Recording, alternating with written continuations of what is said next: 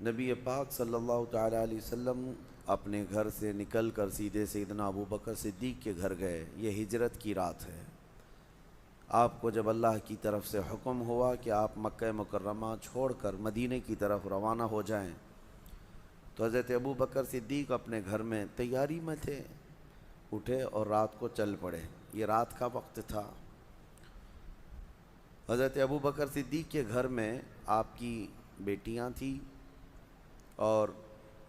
آپ کی زوجہ اور آپ کے والد ابو قحافہ نابینا ہو چکے تھے،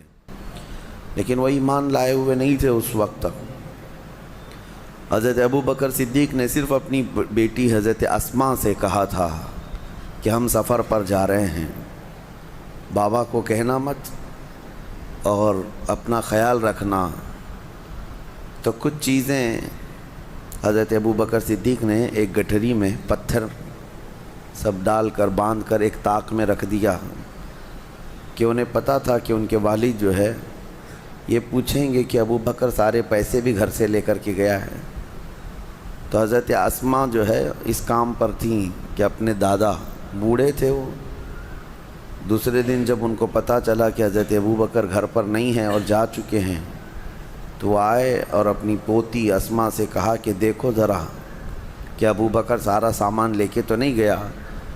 تو پتھروں کی گٹھری جو رکھی ہوئی ہوتی، حضرت اسماء جو ہے اپنے دادا کا ہاتھ لے جا کر وہاں لگاتی، کہتی سارا سامان یہی ہے، Subscribe Rizvi Production official YouTube channel. یہاں رکھا ہوا ہے، بندھا ہوا ہے، آپ بے فکر رہیں۔ یہ نبی پاک صلی اللہ تعالیٰ علیہ وسلم پر سب کچھ لٹانے والا گھرانہ تھا حضرت ابو بکر کا۔ حضرت ابو بکر حضور کے ساتھ نکل تو گئے، لیکن جو ڈائریکشن میں جانا تھا، کیونکہ مدینے جا رہے تھے، حضرت ابو بکر صدیق نے ہی عرض کیا یا رسول اللہ صلی اللہ علیہ وسلم، ہمارے نکلتے ہی مکہ میں شور مچ جائے گا اور سارے لوگ ہماری تلاش میں نکل پڑیں گے، اور سب کو یہ معلوم ہوگا کہ ہم جائیں گے تو صرف مدینے ہی جائیں گے، کیونکہ ہمارے لیے سب سے بہترین سیف جگہ وہی ہے، سب کو پتہ ہے۔ لہذا ہم مدینے کے ڈائریکشن پر نہیں چلتے، تھوڑا اپوزٹ ڈائریکشن چلیں گے، اور جب یہاں تلاش ان کی سب تھوڑی بند ہو جائے پھر ہم آگے کا سفر کریں۔ حضرت ابو بکر صدیق کے اس مشورے پر حضور اکرم صلی اللہ علیہ وسلم دوسرے ڈائریکشن میں چلنے لگے۔ آپ نے مشورہ پسند فرمایا، اور اسی وجہ سے یہ ثور پہاڑ، جبل ثور جو ہے مکہ میں ہے آج بھی، یہ بھی تقریباً حرم شریف سے 5 کلومیٹر کے فاصلے پر ہوگا، لیکن یہ مدینے کے راستے میں نہیں آتا ہے، یہ اپوزٹ ڈائریکشن میں آتا ہے۔ تو ثور پہاڑی ہے، ایک بہت اونچا پہاڑ ہے، 5000 فٹ اونچا پہاڑ ہے۔ وہاں پہنچنے کے بعد حضرت ابو بکر صدیق نے عرض کیا یا رسول اللہ صلی اللہ علیہ وسلم، میں اس پہاڑ کے اوپر ایک غار کو جانتا ہوں، بہت محفوظ جگہ ہے، ہم وہاں رہ لیں گے 1-2 دن، اس کے بعد آگے کا سفر طے کریں گے۔ نبی پاک صلی اللہ علیہ وسلم نے اس مشورے کو بھی پسند فرما لیا، اور پھر جب ثور پہاڑی کے قریب پہنچے تو اوپر چڑھنا شروع کیا۔ یہ بہت اونچا پہاڑ ہے، اور جب چڑھنے لگے تو نبی پاک صلی اللہ علیہ وسلم کو تھکان محسوس ہوئی، تو سیدنا ابو بکر صدیق نے اپنے کندھے پیش کیے، یا رسول اللہ صلی اللہ علیہ وسلم آپ میرے کندھوں پر سوار ہو جائیں، اور رسول اقدس صلی اللہ علیہ وسلم کو اپنے کندھوں پر بٹھا کر کے اوپر تک آپ نے سفر فرمایا۔ آج میں جانتا ہوں، ہم گئے تھے، 2 سیب اور 1 پانی کی بوتل ہاتھ میں بھاری پڑ جاتی ہے۔ چڑھتے وقت لوگ کچھ نہ کچھ لے لیتے ہیں، لیکن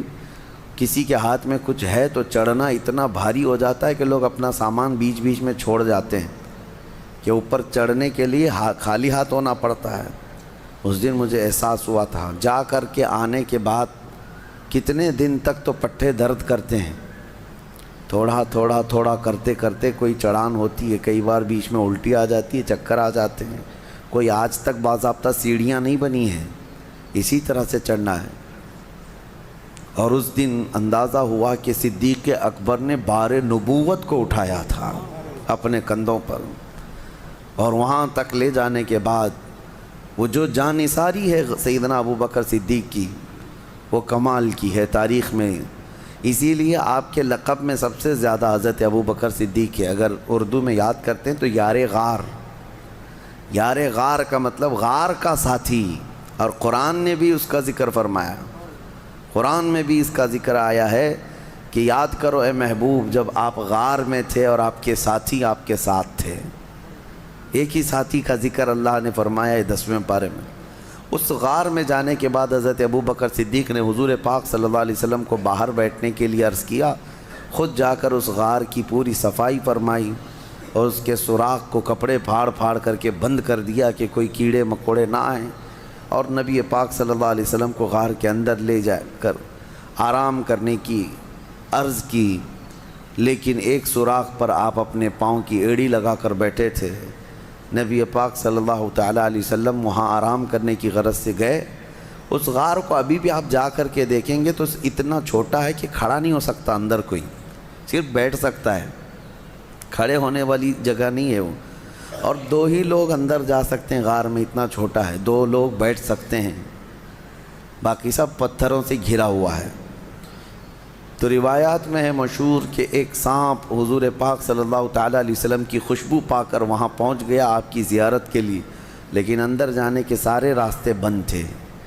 تو ایک راستہ جس پر آپ نے ایڑی لگا رکھی تھی، صدیق اکبر نے پاؤں پر ان کے سانپ کاٹنے لگ گیا کہ یہ پاؤں ہٹائیں تو میں اندر جاؤں اور دیدار مصطفیٰ کر لوں، لیکن حضرت ابوبکر صدیق ہیں کہ پیر ہٹانے کو تیار نہیں، زہر چڑھتا ہوا ان کے ران تک آ گیا اور ان کا جسم پیلا پڑنے لگ گیا، اور نبی پاک صلی اللہ علیہ وسلم آرام کر رہے ہیں۔ درد کی شدت بڑھ گئی۔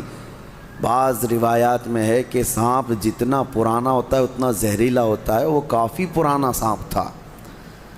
حضور پاک صلی اللہ تعالیٰ علیہ وسلم نے پوچھا ما لک یا ابا بکر، اے ابو بکر کیا ہو رہا ہے تمہیں؟ کہا لدغت الحیۃ یا رسول اللہ، اے اللہ کے رسول سانپ کاٹ رہا ہے، ایسا لگتا ہے سانپ نے کاٹا ہے۔ نبی پاک صلی اللہ علیہ وسلم نے فرمایا پاؤں ہٹاؤ۔ کہا آقا وہ آپ کو ایذا نہ دے دے، تکلیف نہ دے دے، مجھے کاٹتا ہے ٹھیک ہے لیکن آپ کو ایذا نہ دے دے۔ مجھے ایک بات بڑی وہ لگتی ہے، صحابہ میں ایسی محبت تھی، کہاں کہاں آپ کو میں یہ جلوے دکھاؤں۔ جناب ابو طالب کے متعلق میں آپ کو بتا رہا تھا کہ جب وہ شعب ابی طالب میں حضور 3 سال تک جو بائیکاٹ